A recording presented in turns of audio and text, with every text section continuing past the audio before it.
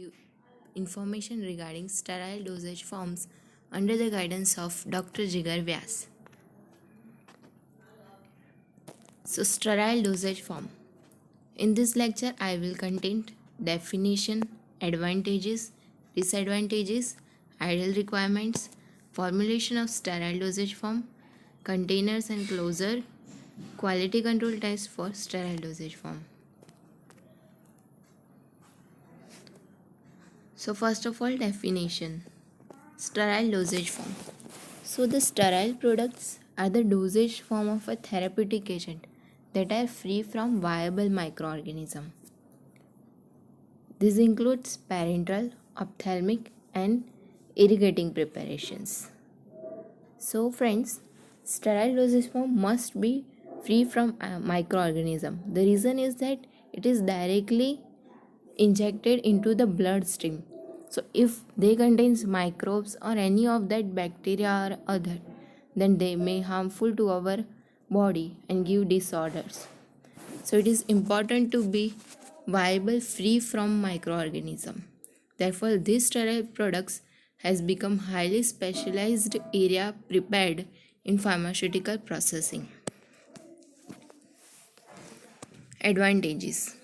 The advantages of sterile dosage form are quick onset of action as it is directly into the bloodstream, so give quick action. Suitable for all drugs which are not administered by oral drug. So some of the drug may have side effects or any effects while oral route. So it can suitable to all these drugs. Used for unconscious or vomiting patients. Duration of action can be prolonged by modifying formulation. Suitable for nutritive like glucose and electrolyte.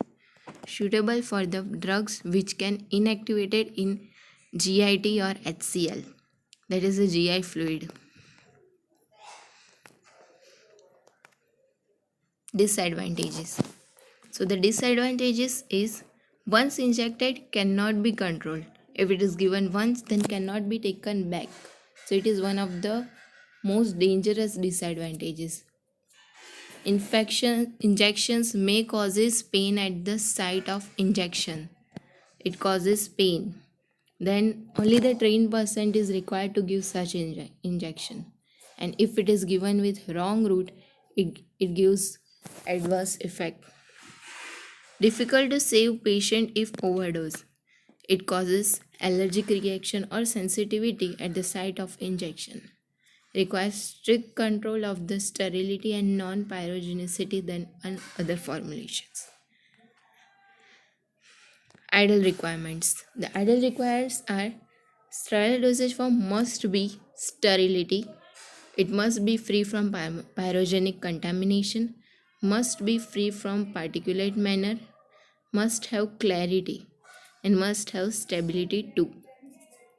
Isotonicity must be maintained by using of the NaCl or any other of the electrolyte. Must be prepared under aseptic condition because we do not need any of the pyrogen or microorganism that causes adverse effect. Solvent and vehicle must meet purity and other standards. Formulation of sterile dosage form. Sterile dosage form are formulated as solution, suspension, emulsion, liposome, microsphere, nanosystems, and powders to reconstitute as solution. Solvents suitable for sterile products are limited to produce tissue irritation. Water is the most common among them. All the components must be pure.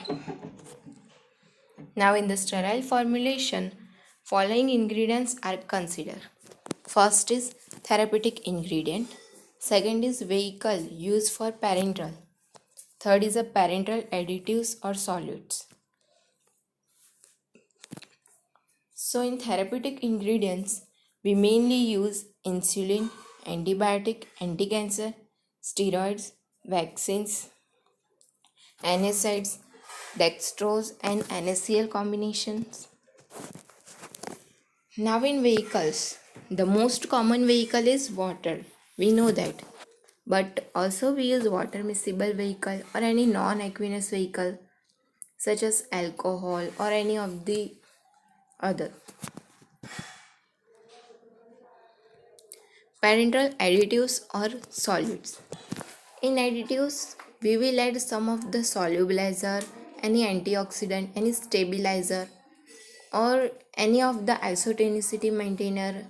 That of the agents are known as additives for parental preparations. So in solubilizer, the following examples are given: povidone, glycerin, etc. In antioxidant, we can use ascorbic acid, sodium bisulfate, sodium metasulfate, etc.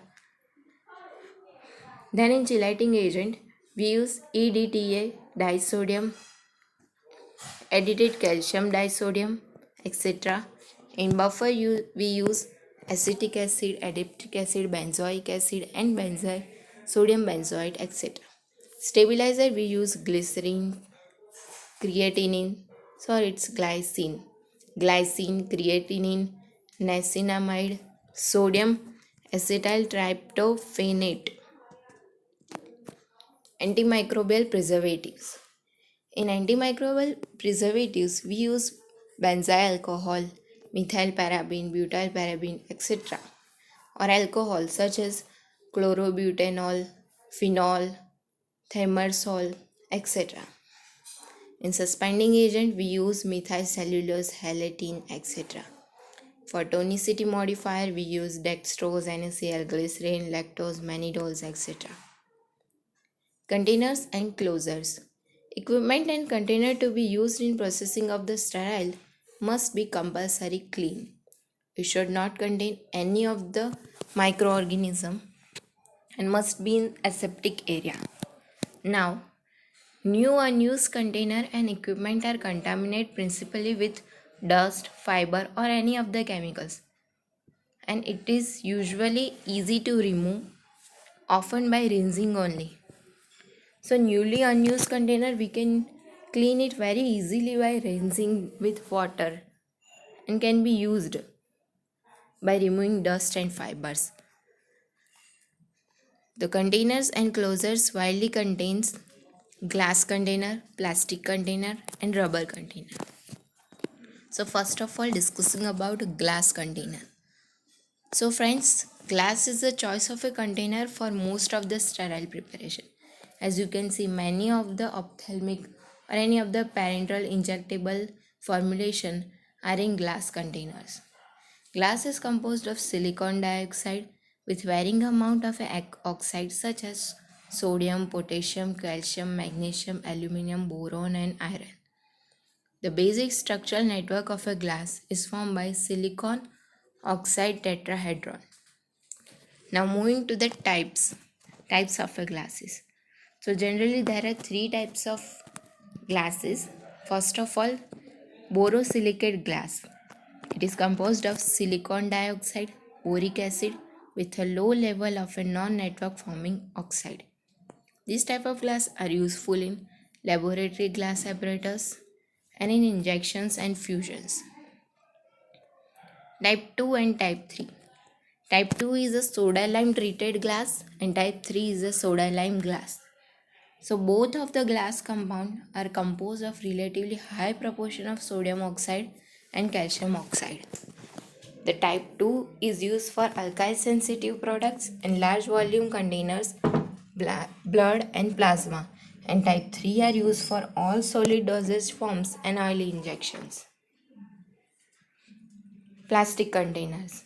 Principal ingredient of plastic containers are thermoplastic polymers like polyethylene, polypropylene, PVC, polycarbonate, Teflon, polyamide, etc. Plastic used in medical field have less additive. In some cases, some of the amount of plasticizers and antioxidants and antistatic agents and other ingredients are added. Some of the information such as significant permeation of a glasses like oxygen may occur with some of the plastic containers.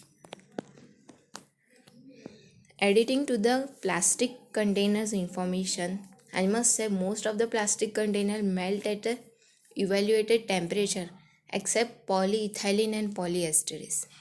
It is used mainly because they are lightweighted, no breakable, and have low additive, low toxicity, and low reactivity with product. Reactivity can occur in sorption of the polymers in some cases. Rubber closures. So rubber closures are used to seal the opening of the cartridges and vials and bottles and permitted and withdraw of the needle without loss of integrity of a seal container.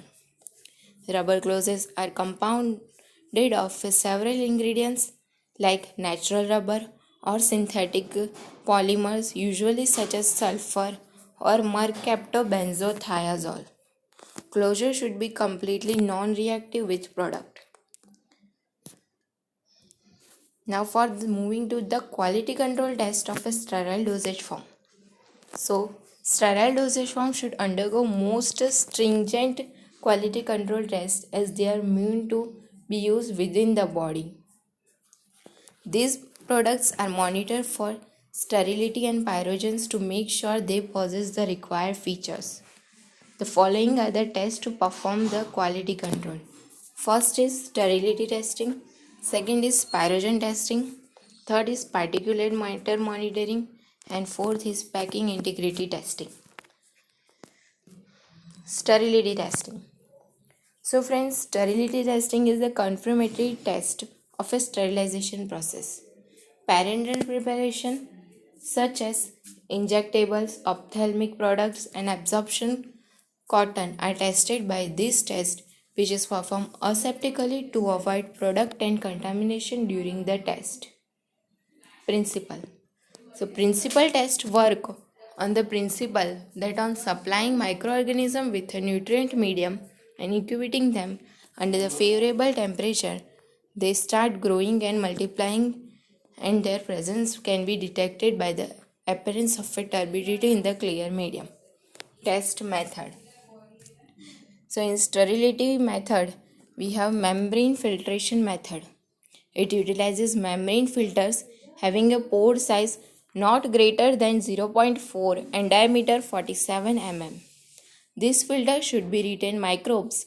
The filtration system and the membrane should be sterilized and a substance or membrane filter under aseptic condition.